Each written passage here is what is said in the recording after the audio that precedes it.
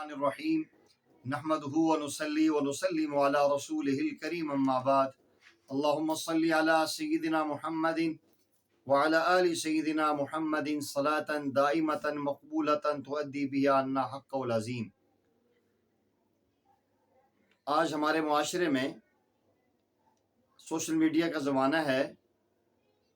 لوگوں میں غلط افواہیں پھیلانے کا عام رواج ہو چکا ہے۔ ذرا سی چھوٹی چھوٹی باتیں لوگ پھیلا کے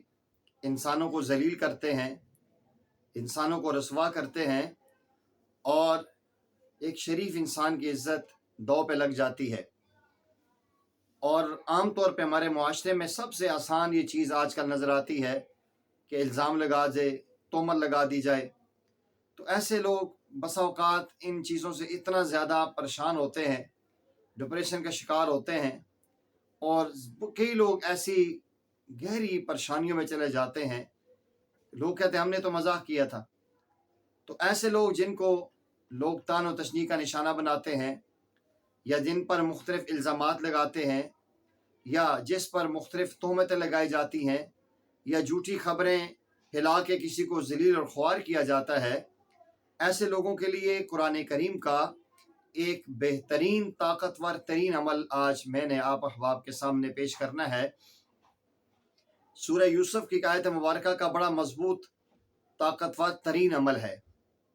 سیدنا یوسف علیہ السلام پر بے گناہ الزام لگایا گیا اور ان کی کردار کشی کی گئی۔ زلیخا نے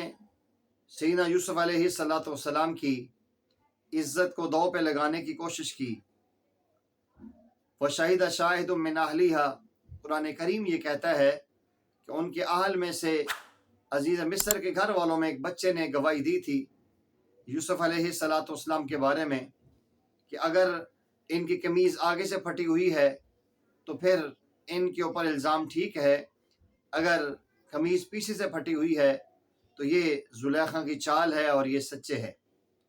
وہ دیکھا گیا فلما رأى قمیصه قد من دبر، جب دیکھا قمیض پیچھے سے پھٹی ہوئی ہے پھر بتا دیا گیا کہ یہ سچے ہیں اور وہ جھوٹی ہے۔ تو ایسے وقت میں جب عظیم پیغمبر یوسف علیہ السلام کی عزت دو پہ لگی اور آپ پر بے گناہ الزامات اور تہمت لگائی گئی، اس وقت اللہ جل جلالہ نے جو اس چیز کا تذکرہ کیا اور قرآن کریم نے رہنمائی کی، جو انسان اسی آیت مبارکہ کو 111 بار روزانہ 11 دن تک پڑھے، تو جو لوگ بار بار اس پہ الزام لگا رہے ہیں، بار بار اس پہ تہمتیں لگا رہے ہیں، یا کسی انسان کو ڈر ہے، اس کی عزت دو پہ لگ رہی ہے، اس کے لیے پریشانیاں آ رہی ہیں، ایسے آدمی کے لیے قرآن کریم کی یہ آیت مبارکہ انتہائی پرتاثیر ہے۔ 111 مرتبہ روزانہ 11 دن تک پڑھے، اول آخر درود ابراہیمی کے ساتھ، اِنَّهُ مِن كَيْدِكُنَّ إِنَّ كَيْدَكُنَّ عَظِيمٌ، اِنَّهُ مِن كَيْدِكُنَّ إِنَّ كَيْدَكُنَّ عَظِيمٌ۔ سورہ یوسف کی آیت مبارکہ